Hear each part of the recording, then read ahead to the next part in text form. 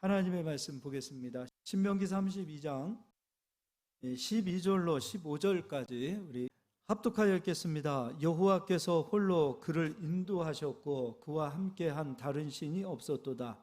여호와께서 그가 땅의 높은 곳을 타고 다니게 하시며 밭에 소산을 먹게 하시며 반석에서 꿀을 굳은 반석에서 기름을 빨게 하시며 소의 엉긴 젖과 양의 젖과 어린 양의 기름과 바산에서 난 수량과 염소와 지극히 아름다운 밀을 먹이시며 또 포도즙에 붉은 술을 마시게 하셨도다. 그런데 여수르니 기름짐에 발로 찼도다. 내가 살찌고 비대하고 윤택함에 자기를 지으신 하나님을 버리고 자기를 구원하신 반석을 업신여겼도다. 아멘. 여수른에 대해서 계속 설명해 드리고 있습니다. 하나님께 사랑받은 여수른, 오늘 말씀 제목은 첫사랑의 회복이라는 제목으로 말씀 전하겠습니다. 첫사랑 회복 여수른이라는 제목으로 말씀 전하겠습니다. 자, 가나안 땅에 이스라엘 백성들이 들어오게 되었을 때 기름지고 또 많은 열매를 얻게 되어지고 풍성하게 될 때 하나님을 버리더라 이거지요. 그래서 여수른이 기름짐에 발로 찼도다. 이렇게 오늘 본문 말씀에 기록이 되어 있습니다. 근데 이 역사는 계속해서 반복이 됩니다. 그래서 역사를 알면 지금 그리고 내일을 우리가 알 수 있다고 할 정도로 역사는 계속해서 반복을 합니다. 근데 신기하게도 이때 이 역사는 지금도 반복하고 있습니다. 풍족하게 되었을 때 발로 차는 사람들이 있더라 이거죠. 야곱도요, 풍족한 사람은 아니었습니다. 오히려 장자권은 에서에게 있었습니다. 에서가 풍족했습니다. 에서는 그 풍족함으로 인하여 장자권을 팔았습니다. 에브라임도 마찬가지였습니다. 솔로몬도 마찬가지였습니다. 풍족할 때, 너무도 번성할 때, 기름질 때, 더 이상 하나님 주신 그 장자권에 대한 그 가치가 귀하다라는 생각을 갖지 못했던 것 같습니다. 오히려 조금 부족했을 때, 조금 연약했을 때, 조금 아팠을 때, 조금 하던 일이 좀 안 될 때, 그런 상황일수록 하나님을 절실하게 찾는 모습들을 보게 됩니다. 그래서 진짜 축복은 무엇인가? 번성한 것이 축복인가? 번성했는데 하나님을 놓친다면 그 번성 자체는 저주가 아닌가 싶습니다. 그렇다면 부족한 것이 나쁜 것인가? 부족했기 때문에 하나님을 찾는다면 그 부족함은 오히려 우리에게 축복일 겁니다. 가장 큰 축복은 번성할 때 하나님을 찾는 겁니다. 근데 그게 참 어렵다는 거예요. 그래서 하나님께서 특별히 사랑하시는 정말 택하신 그 성도들은 번성을 주기 이전에 혹독하게 훈련하더라 이거죠. 그래서 번성이 왔을 때도 절대 하나님을 놓치지 않는 그런 택함 받은 자들만이 누릴 수 있는 모습을 보게 됩니다. 그래서 하나님 사랑하는 자, 하나님께 사랑받는 자는 하나님께서 혹독하게 훈련한답니다. 징계하신답니다. 오히려 훈련을 통해서 번성함, 내가 잘되고 머리가 되었을 때도 절대로 하나님을 놓치지 않는 그런 아름다운 사람들로 하나님께서 미리 훈련시키시더라 이거죠. 그래서 여러분 잘 된다고 부러워하지 마시고요, 안 된다고 속상해하지 마세요. 이 지금 안 되고 있을 때가 하나님께서 가장 가까이 나를 훈련시키시고 독수리처럼 우리를 훈련시키시는 하나님이시라 그랬잖아요. 그래서 우리는요, 안 될 때도 감사하실 수 있기를 바랍니다. 잘 될 때도 겸손하실 수 있기를 바랍니다. 자, 역사는 반복한다 그랬습니다. 이제 신명기 앞에 가서 보도록 하겠습니다. 신명기 8장입니다.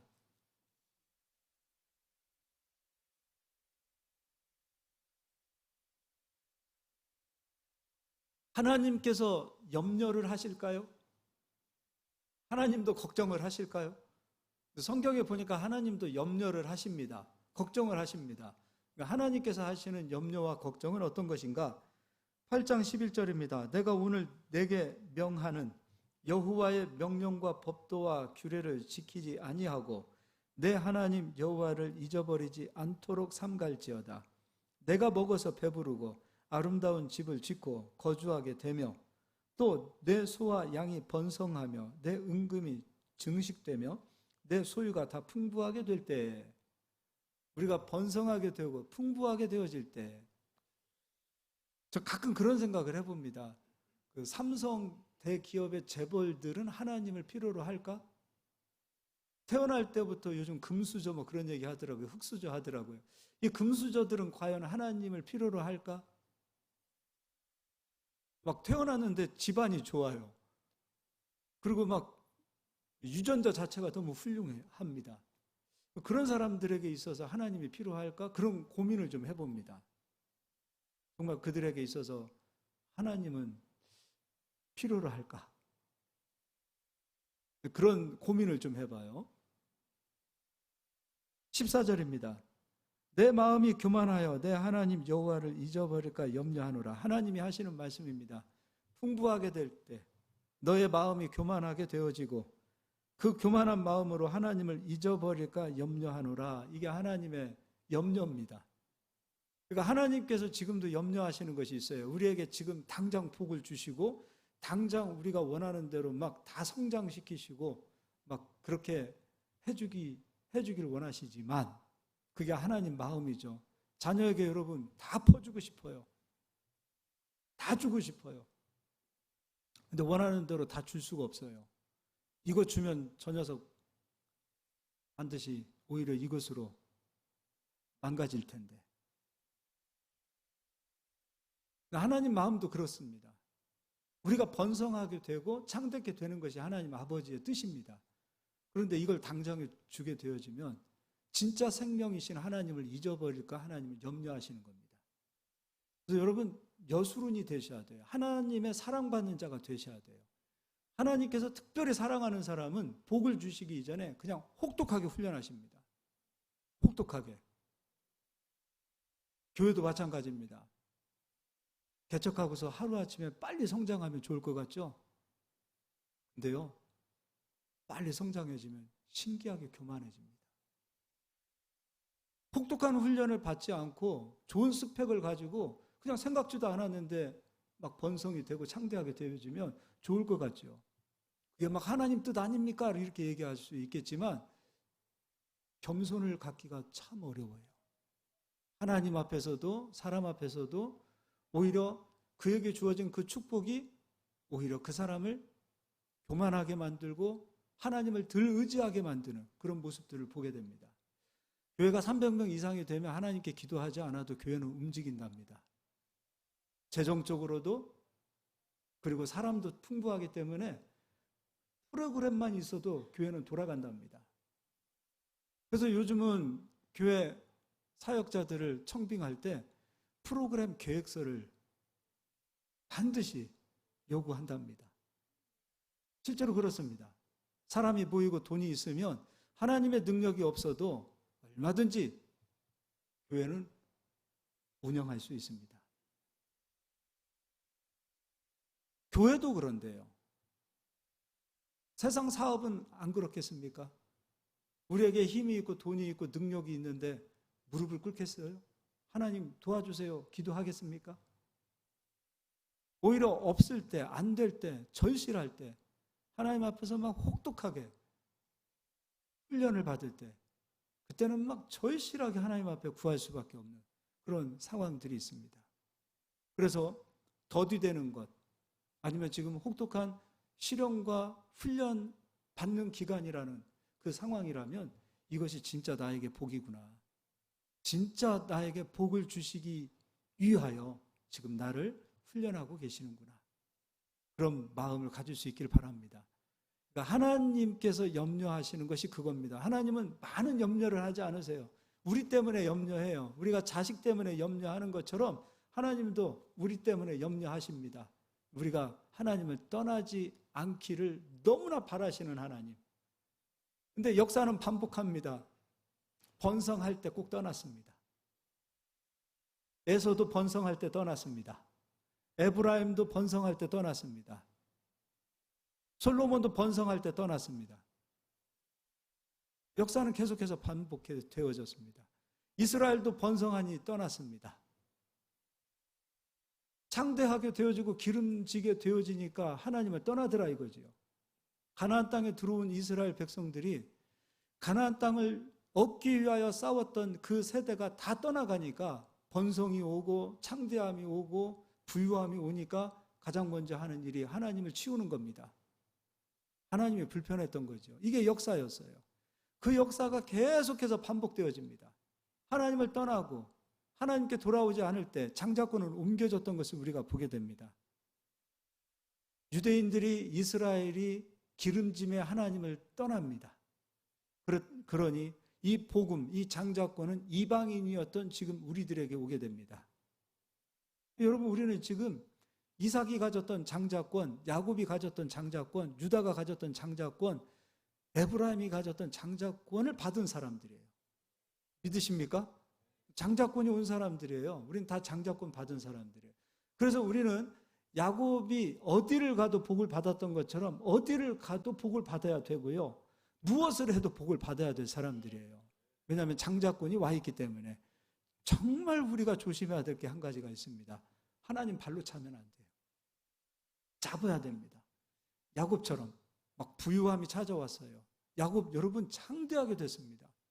그런데도 불구하고 압록강가에서 막 하나님 붙들고 씨름하는 모습을 보십시오. 지금 우리에게 필요한 근성은 바로 그겁니다. 육적인 축복을 받았다 하더라도 이것 가지고 만족해서는 안 됩니다. 하나님 영적인 축복 없이는 나 못 삽니다. 영적으로 축복해 주십시오. 막 그 기질이 우리 가운데 필요할 때다 이겁니다. 자, 이제 요한복음 6장을 뒤로 넘겨서 읽어보겠습니다. 예수님께서 물고기 5마리, 5마리인가? 2마리, 보리떡 5개, 오병이어죠. 예. 보리떡 5개, 물고기 2마리. 이 오병이어의 기적으로 수십 명을, 수천 명을 먹입니다. 떡 5개가 예수님 손에 올라왔는데 계속해서 예수님 손에서 떡이 나오는 거예요. 물고기 2마리가 예수님 손에 올려졌는데 계속해서 물고기가 나오는 거예요. 우리는 단지 이걸 그냥 기적이다 이 차원이 아니라 예수님 손에 올려진 것은 항상 이와 같이 계속해서 써도 메마르지 않도록 나오게 되어지는 역사가 있습니다. 근데 이 현장을 경험한 겁니다. 이 기적을 체험한 겁니다. 그래서 떡을 먹은 사람들이 나옵니다. 그런데 성경은 배불리 먹었다 그랬어요. 그러고서도 12강주리에 이 모든 먹고도 남은 것들이 있게 되어집니다. 이때 수많은 사람들이 어떤 생각을 갖냐면 저분이 우리 왕이었으면 좋겠다. 왜냐하면 배불리 먹이시는 그 예수님이 왕이 된다고 생각해 보세요. 우리말에도 그런 말이 있어요. 이 배고픔, 가난은 임금님도 해결 못한다고. 어느 누구도 역사적으로 이 배고픔, 이 가난을 해결한 왕은 없습니다. 없었어요. 한 번도 없습니다. 미국이 저렇게 잘 살아도 노숙자 무지 많습니다. 거지들 엄청 많습니다. 하루에도 부두가 수천 명에게 나오는, 그래야 알거지가 되는 사람들이 한두 명이 아닙니다. 이게 역사였어요. 근데 그런 예수님께서 사람들에게 배불리 떡을 먹이셨습니다. 그럼 사람들의 반응은 저런 사람이 우리의 임금이 되면 좋겠다라는 반응을 갖게 됩니다. 근데 예수님께서는요, 사람들의 마음을 알고 예수님을 임금 삼으려고 하는, 우리말로 하면 지금 대통령 삼으려고 하는 거예요. 그런 사람들의 마음을 보고 사람들을 피하십니다. 예수님은 이 땅에서 대통령 되고 싶어서 오신 분이 아니에요. 우리를 구원하기 위해서 오신 분이세요. 자, 이제 거두절미하고 15절 읽겠습니다. 오병이어의 기적을 맛보고 5,000명이 먹었습니다. 남자만 5,000명이에요. 15절입니다. 14절, 15절 읽어드리겠습니다. 그 사람들이 예수께서 행하신 이 표적을 보고 말하되 이는 참으로 세상에 오실 그 선지자라 하더라.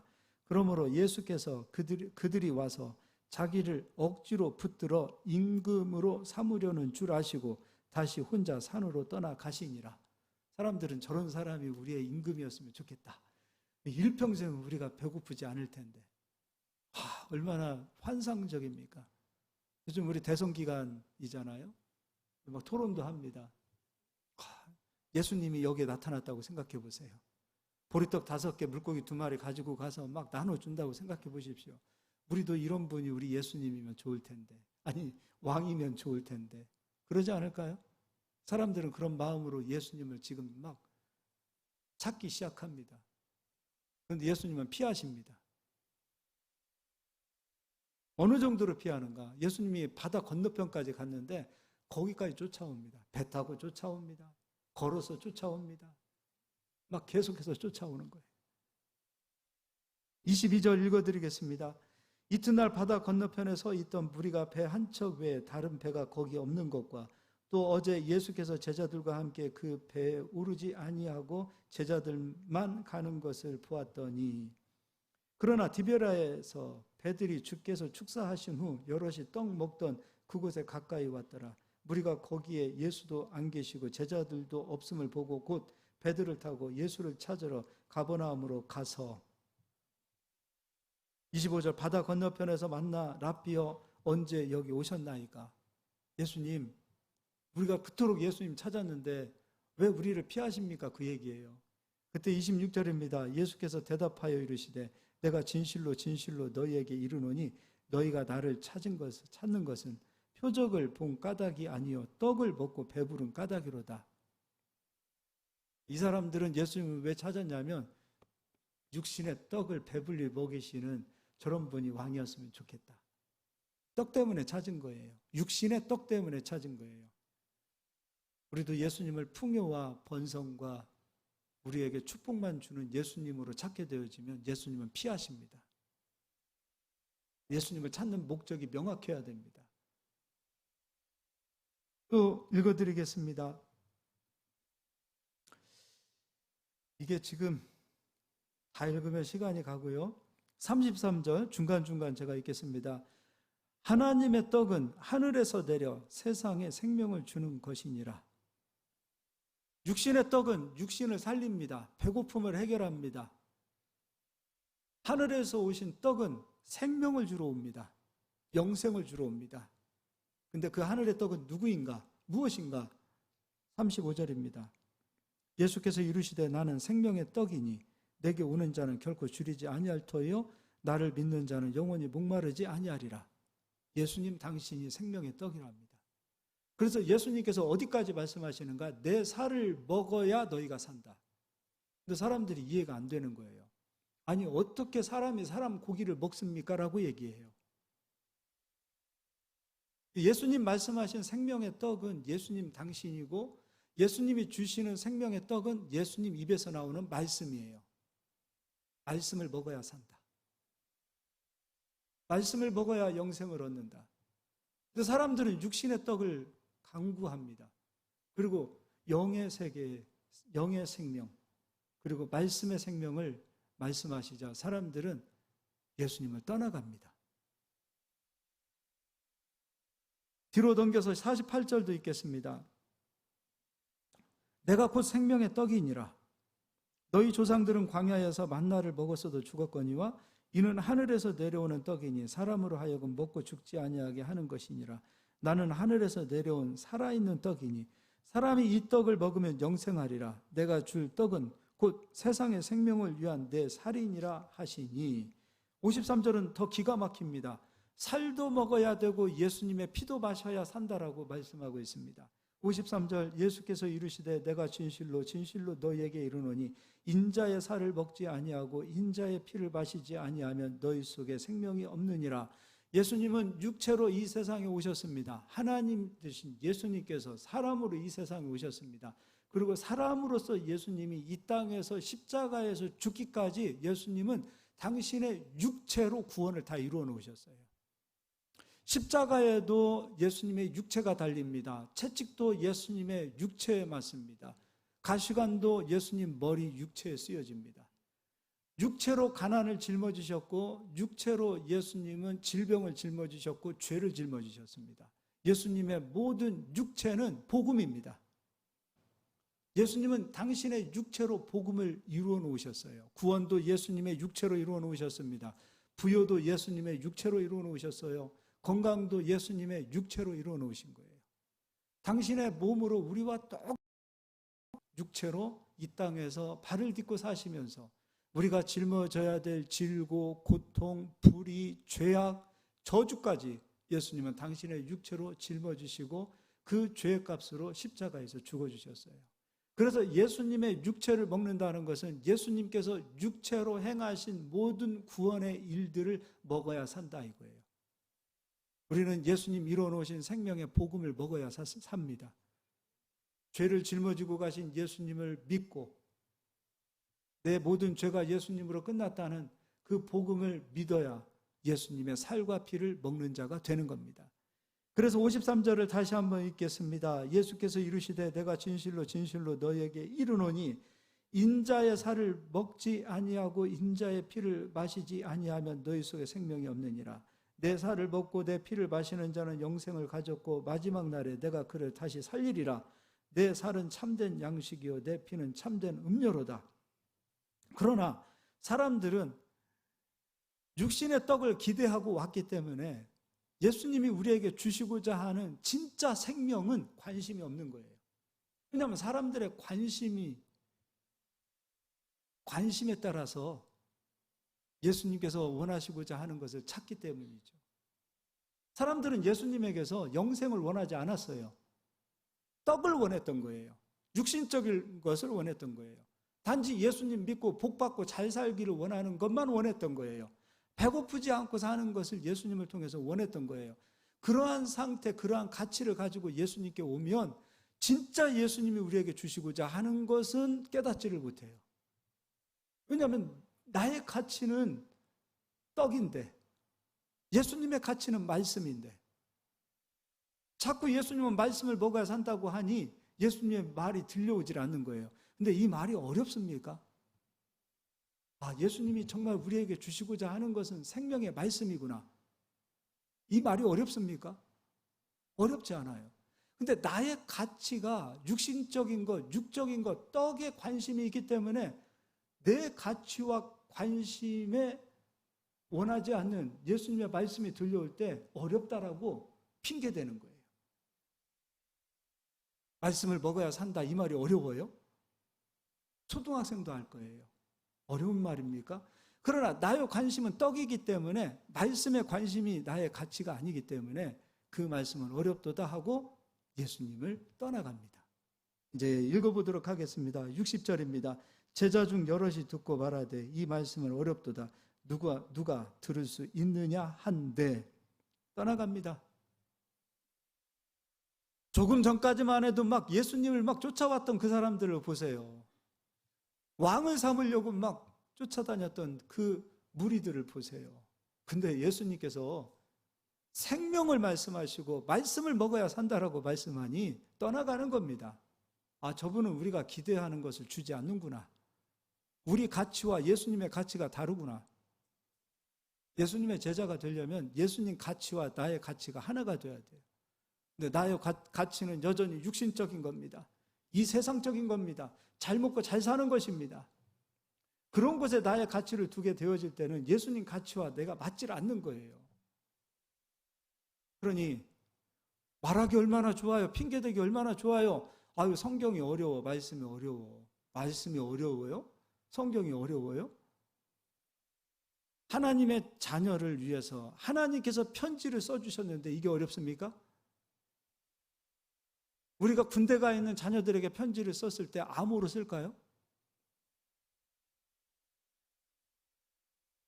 암호로 쓸까요? 그렇지 않습니다. 사랑하는 자녀에게 편지를 썼을 때 나의 마음이 느껴질 수 있는 그 글을 읽으면 엄마 아빠의 마음을 느낄 수 있는 글로 쓰지요. 누가 암호로 씁니까? 막 감춰둔 계시로 씁니까? 그렇지 않습니다. 가치가 하나님의 가치로 예수님의 가치로 회복되어질 때 영안이 열려요. 영안이 열린다고 해서 막 영적 세계를 푸는 것이 아니라 계시가 열리는 거예요. 근데 이 사람들은 지금 가치가 예수님과 달라요. 그래서 말씀이 어렵네, 핑계대요. 어려워요. 성경 절대 어렵지 않습니다.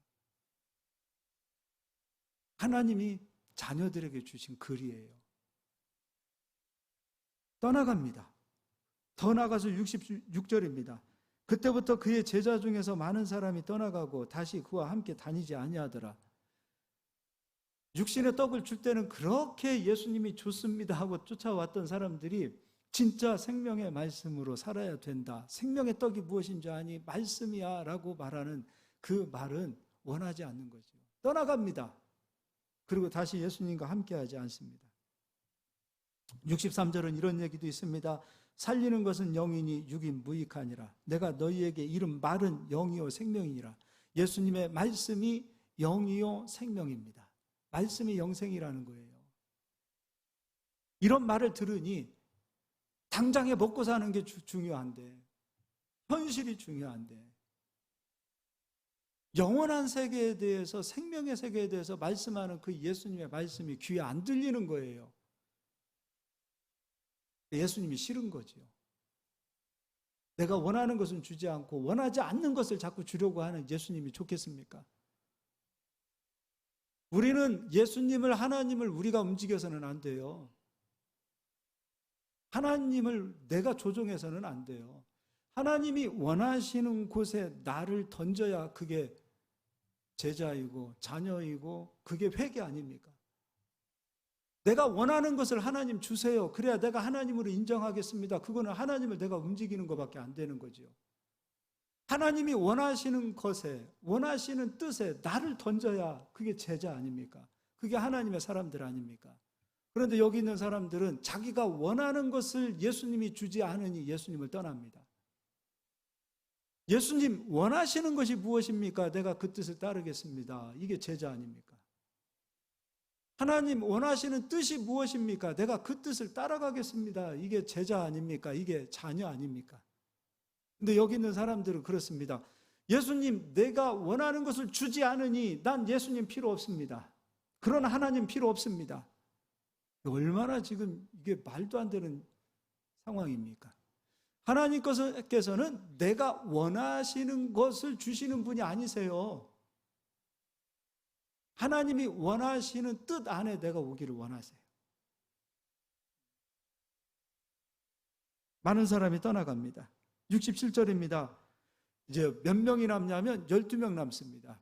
다 떠나가고 12명 남으면 막 수천 명이에요. 지금 5천 명을 먹였어요. 남자만. 수많은 사람들이 예수님을 쫓아왔는데 진짜 생명에 대해서, 말씀에 대해서 얘기하자 이제 다 떠나가고 12명 딱 남았어요. 예수님 얼마나 이때 마음이 아팠을까? 67절 예수께서 12 제자에게 이르시되 너희도 가려느냐? 너희도 갈래? 기가 막힐 노릇이죠. 너희도 가려느냐? 오늘날 은혜를 받고 하나님의 거룩함에 참여하고 복음을 듣고 생명을 체험했던 수많은 사람들이 자기가 기대했던 것을 하나님이 주시지 않자 떠나가는 수많은 사람들을 볼 때 하나님께서 뒤에다 대고 속상해질 것 같아요. 꼭 가야만 되니? 꼭 그렇게 가야만 되니? 남아있는 수많은 사람들에게도 물어보실 거예요. 너희까지도 간다면 어떻게 할까? 하나님의 역사는 남은 자를 통해서 일을 하시고 남은 자를 통해서 하나님은 지금까지도 복음을 지키셨고 교회를 지켜오셨는데 너희마저도 가면 어떻게 하니? 지금 그럴 것 같아요. 예수님의 심정이요. 너희도 갈래? 배부르고 번성하고 창대하고 그리고 어느 정도 먹고 살만하고 자신감이 생기니까 이제 하나님 필요 없어? 너희도 이제 갈래? 꼭 가야만 되겠니? 이런 상황이 아니냐 이거예요. 우리 마음에 두드리실 거예요. 너희도 가려느냐? 꼭 가야만 되니? 계속해서 두드리실 거예요. 그래서 사명이라는 것은 무엇이냐면 남는 거예요.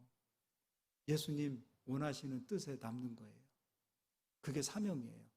그 남은 자를 통해서 하나님은 교회를 지키시고 역사하시는 하나님이세요.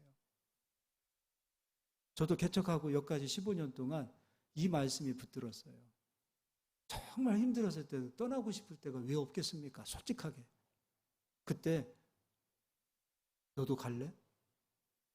꼭 가야만 하니? 유혹이 없었겠습니까? 옮기기만 하면 더 좋은 것도 왜 없었겠습니까?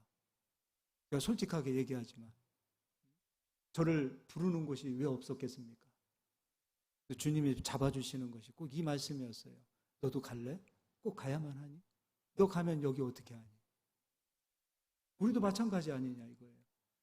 이 시대에 우리가 원하는 것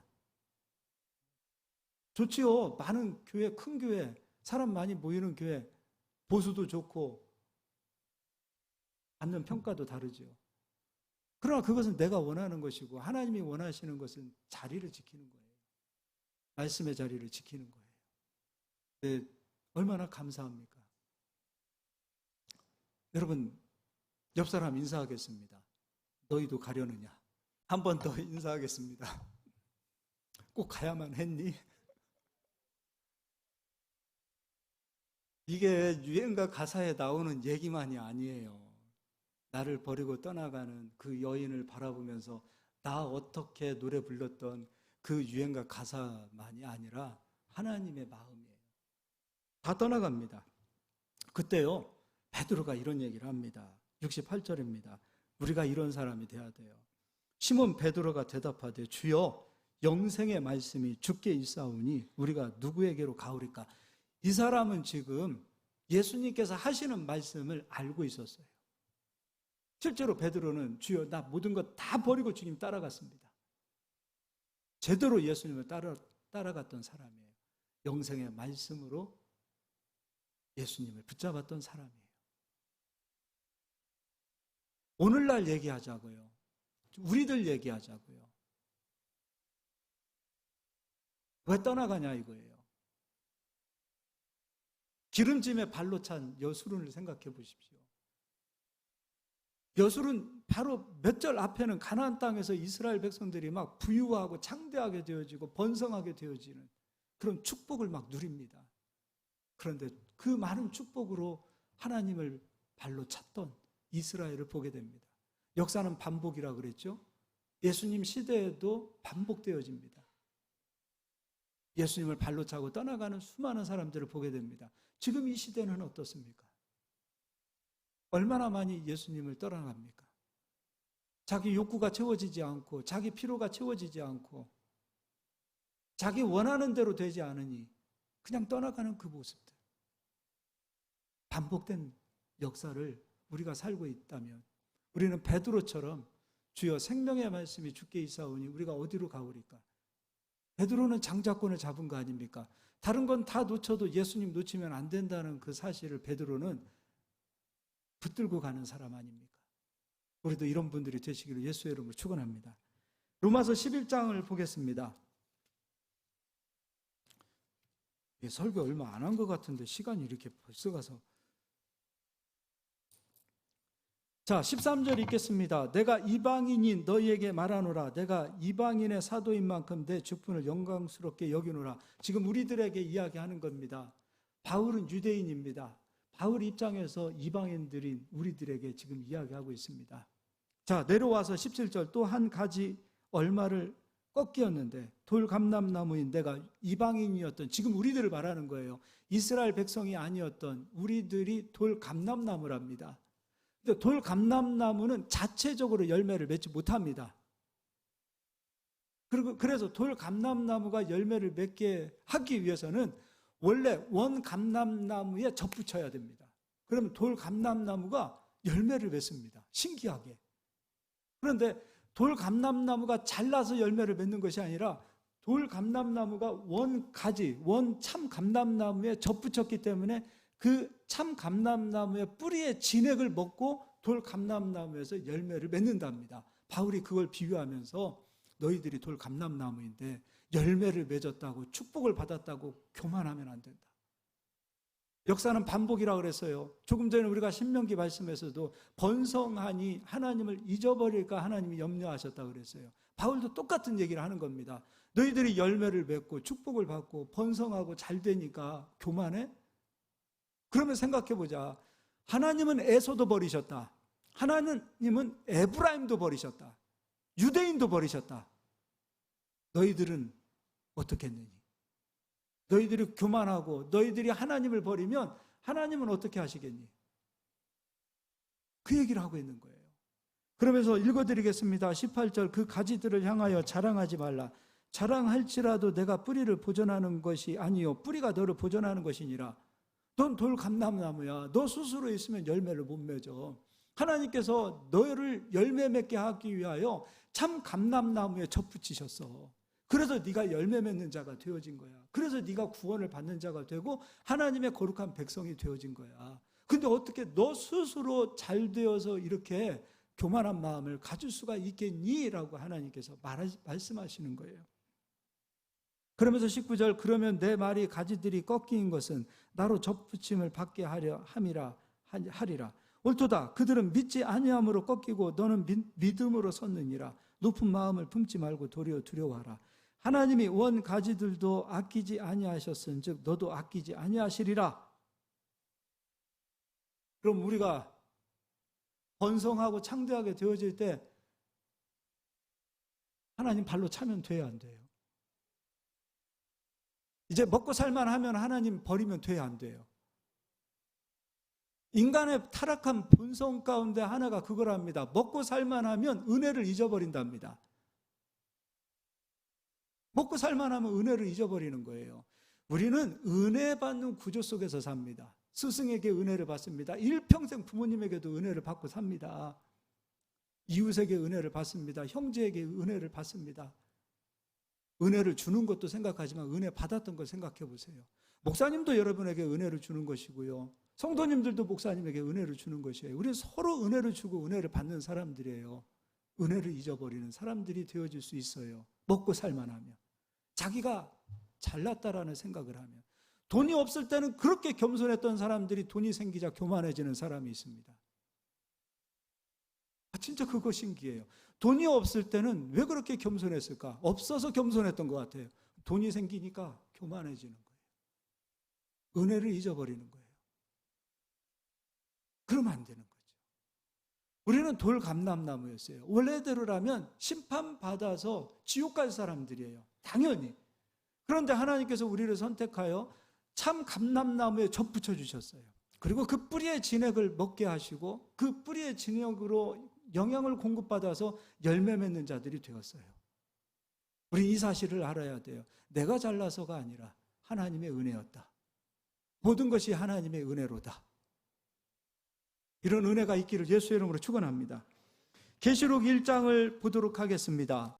할만하니까 지금 시간이 벌써 이렇게 다 가는 거예요. 이제 지금 초반도 안 들어갔는데 이거 막 답답한 거죠. 좀 느껴지나요? 답답한 게. 자, 그래도 핵심적인 것만 설명해 드리겠습니다. 계시록 1장 4절에서 6절까지 읽어드리겠습니다. 요한은 아시아에 있는 7교회에 편지하노니 7교회에 편지한답니다. 7개는 딱 7개의 교회만이 아닙니다. 7이라는 수는 전체 모든 교회를 7이라는 수를 사용합니다. 7은 충만의 수예요. 그래서 이 땅에 있는 모든 교회가 다 7개입니다. 우리에게도 하시는 말씀이에요. 이제도 계시고 전에도 계셨고 장차 오실 이와 그의 보좌 앞에 있는 7영과 7영은 성령님을 말씀하십니다. 완전한 성령님, 충만한 성령님. 그래서 이 7이라는 수는 오직 하나님에게만 쓸 수 있는 수입니다. 성령 하나님. 그리고 5절입니다. 또 충성된 증인으로 죽은 자들 가운데에서 먼저 나시고 땅의 임금들의 머리가 되신 예수 그리스도로 말미암아 은혜와 평강이 너희에게 있기를 원하노라. 우리를 사랑하사 그의 피로 우리를 사랑하사 우리는 여수린입니다. 하나님의 사랑을 받은 자가 됩니다. 하나님의 사랑을 받았습니다. 그의 피로 우리 죄에서 우리를 해방하시고 우리를 어떻게 사랑하셨는가? 예수를 십자가에 죽여서 그 피로 우리를 사셨어요. 이게 하나님의 사랑이에요. 성도는 하나님의 사랑을 받은 여수른이에요. 우리는 이제 장자권을 받은 자들이 된 거예요. 여술인이 된 거예요. 6절입니다. 그의 아버지 하나님을 위하여 우리를 나라와 제사장으로 삼으신 그에게 영광과 능력이 세세토록 있기를 원하노라. 아멘. 자, 13절도 읽겠습니다. 촛대 사이에 인자 같은 이가 발에 끌리는 옷을 입고 가슴에 금을 띠고 금띠를 띠고 그의 머리와 털의 희기가 흰 양털 같고 눈 같으며 그의 눈은 불꽃 같고. 자, 예수 그리스도가 어디에 거하시는가? 7 촛대 사이에 거니시는 거예요. 지금 예수님은 이 교회에 계시는 거예요. 모든 교회에 예수 그리스도께서 운행하시는 거예요. 여러분, 예수님이 이곳에 계시는 거예요. 모든 교회들마다 예수님이 거하시는 거예요. 7 교회, 이 촛대는 교회를 말하고 있어요. 예수님이 그곳에 계시고 그곳에서 예배를 받으시죠. 16절, 그의 오른손에 7 별이 있고 그의 입에서 좌우에 날성검이 나오고 그 얼굴은 해가 힘있게 비치는 것 같더라. 오른손에 7 별이 있고 입에서는 좌우에 날성검이 나오죠. 그 날성검은 또 살아있는 예수님의 생명의 말씀을 말합니다. 17절, 내가 볼 때 그의 발 앞에 엎드려져 죽은 자같이 되매 그가 오른손을 내게 얹고 이르되 두려워하지 말라. 나는 처음이요 마지막이니 곧 살아있는 자라. 내가 전에 죽었노라. 볼지어다 이제 세세토록 살아있어 사망과 음부의 열쇠를 가졌노라. 그러므로 내가 본 것과 지금 있는 일과 장차 될 일을 기록하라. 내가 본 것은 내 오른손에 7 별의 비밀과 7 금촛대라. 7 별은 7 교회의 사자요. 7 별은 7 교회의 사자요. 7 촛대는 7 교회니라. 촛대는 교회예요. 촛대 사이에 거하시는 예수님. 지금 예수님이 이 교회의 머리가 되시고 교회의 주인이 되셔서 이 교회 운행하고 계시는 거예요. 여러분 사이사이에 운행하시고 계시는 거예요. 그런데요, 에베소 교회에 이런 말씀합니다. 2장 1절에 에베소 교회 사자에게 편지하라. 오른손에 있는 7 별을 붙잡고 7 금 촛대 사이를 거니시는 이가 이르시되, 예수님은 촛대 사이 교회를 거니시는 예수님이 이르시되 이 말씀하십니다. 4절, 그러나 너를 책망할 것이 있나니 너의 처음 사랑을 버렸느니라. 에베소 교회가 부유합니다. 굉장히 부유한 교회입니다. 이 에베소 교회는 요즘 말로 하면 대형 교회가 됐습니다. 성도들도 축복을 받았습니다. 엄청난 축복을 받았어요. 그런데 그 교회가 첫사랑을 잃어버립니다. 하나님 처음 만났던 사랑, 그 순수했던 사랑, 그리스도만 나오면, 십자가만 나오면 가슴이 먹먹해졌던 그 첫사랑, 그 첫사랑이 식어진 거예요. 발로 찬 거예요. 이제 필요 없다 이거예요. 먹고 살만하니까 예수님이 불편하다 이거예요. 처음 사랑을 버리는 겁니다. 이게 어찌 그리 우리의 모습과 같습니까? 역사는 반복된다는데 교회의 역사는 2000년 동안 이것을 계속해서 반복해 왔습니다. 그래서 교회의 역사는 계속해서 교회가 세워지고 계속해서 교회가 무너집니다. 그리고 또다시 그리스도를 원하고 하나님의 은혜를 원하는 곳에 또 교회가 세워집니다. 이게 2000년의 역사였어요. 한국교회가 예수님을 잃어버리면 이 촛대는 다른 곳으로 옮겨집니다. 다른 곳에 또 교회가 세워지겠지요. 그래서 5절입니다. 그러므로 어디서 떨어졌는지를 생각하고 회개하여 처음 행위를 가지라. 만일 그리하지 아니하고 회개하지 아니하면 내가 내게 가서 내 촛대를 그 자리에서 옮기리라. 교회를 옮겨버리시는 거예요. 장자권을 통째로 옮겨버리시는 거예요. 너희가 장자 역할을 못하지? 다른 곳으로 가자. 부르신 교회가 장자 역할을 못하면 천한 땅에서 다른 교회를 또 찾으셔서 장자 역할을 할 수 있게 하는 거예요. 저는 부르신 교회가 번성하고 창대하고 그거 이전에 장자 교회가 됐으면 좋겠어요. 이제 15년밖에 안 됐는데 무슨 장자 교회입니까? 그렇지 않습니다. 우리가 하나님의 은혜를 사모하고 하나님 주신 뜻 안에 거하고, 하나님의 일이 뭡니까? 영혼 살리는 것이고 선교하는 것이고 복음 선포하는 것이고 생명의 말씀이 선포되어지는 게 하나님의 뜻 아닙니까? 이것을 우리가 놓치지 않고 걸어가게 되어진다면 우리는 장자의 교회가 되어지고 장자를 섬기는 우리 모든 성도님들이 되시는 줄 믿습니다. 마태복음 4장 4절은 그냥 스크린만 띄워주실 수 있기를 바랍니다. 예수님께서 40일 금식하시고 광야에서 마귀에게 시험받는 장면입니다. 마귀가 예수님에게 시험합니다. 이 돌들로 떡덩이가 되게 하라. 당신이 왕으로 이 세상에 왔다면 저 배고픈 사람들 밥 먹여야 될 거 아니냐, 그 얘기 아닙니다. 굶주린 사람들 밥 먹이는 것이 당신 사명 아니냐, 이렇게 마귀가 시험하는 겁니다. 당시 금식하셨던 예수님 배를 채우게 하라고 시험하는 것이 아니라, 당신이 이 땅에 정말 왕으로 왔다면 저 굶주린 사람들, 저 배고픈 사람들 밥 먹여야 되지 않겠느냐, 그 얘기하는 거예요. 그런데 요한복음 6장에 우리가 보았어요. 나는 너희를 육신의 떡으로 배부르게 하려고 온 거 아니야. 너희에게 생명을 주려고, 내 살과 내 피를 너희에게 주려고 온 거야. 예수님의 사명은 바로 그거였어요. 그게 하나님의 일이었어요. 그게 하나님의 뜻이었어요. 예수를 보고 믿는 자마다 영생을 얻는 것, 이게 하나님의 뜻이요 하나님의 일이었어요.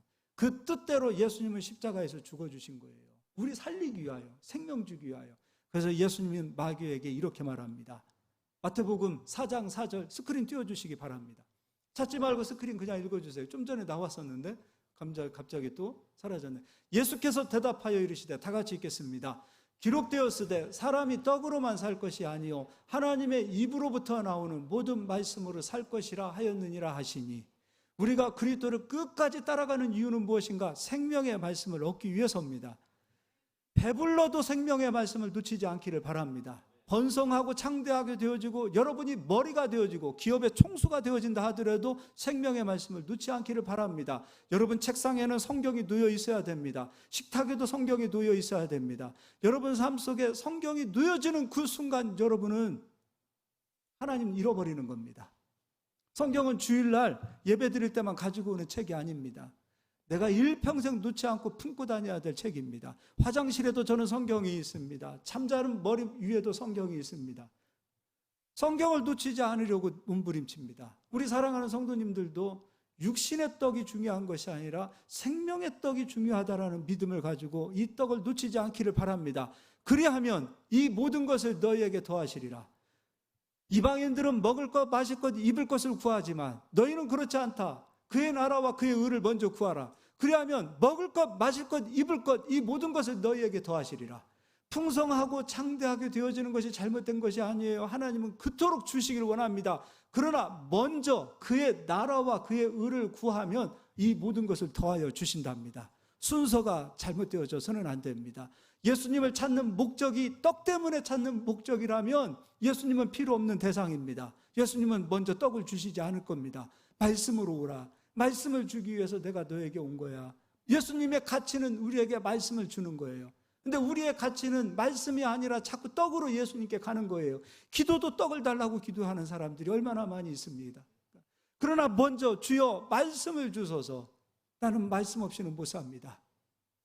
떡이 꿀송이처럼 답니다가 아니라 말씀이 꿀송이처럼 답니다. 그 고백이 있어야 됩니다. 사슴이 시냇물을 찾아 갈급하게 시냇물을 찾아 물을 얻어먹는 것, 떡을 그렇게 찾는 대상이 아니라 말씀을 그렇게 찾으려고 하나님 말씀을 찾아보십시오.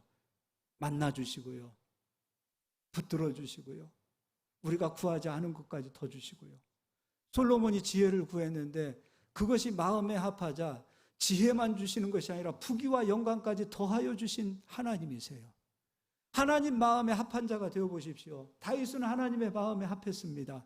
여수르는 하나님의 마음에 합한 사람들이 되어야 됩니다. 하나님 마음에 합했다라는 것은 하나님의 원하시는 것, 하나님의 뜻, 하나님이 기뻐하시는 것, 거기에 내 가치관을 두고 사는 거예요. 육신의 떡이 아니라 말씀으로 예수님을 찾는 저희들이 되시기를 예수의 이름으로 축복합니다. 옆 사람 인사하겠습니다. 말씀 때문에 예수님 찾읍시다.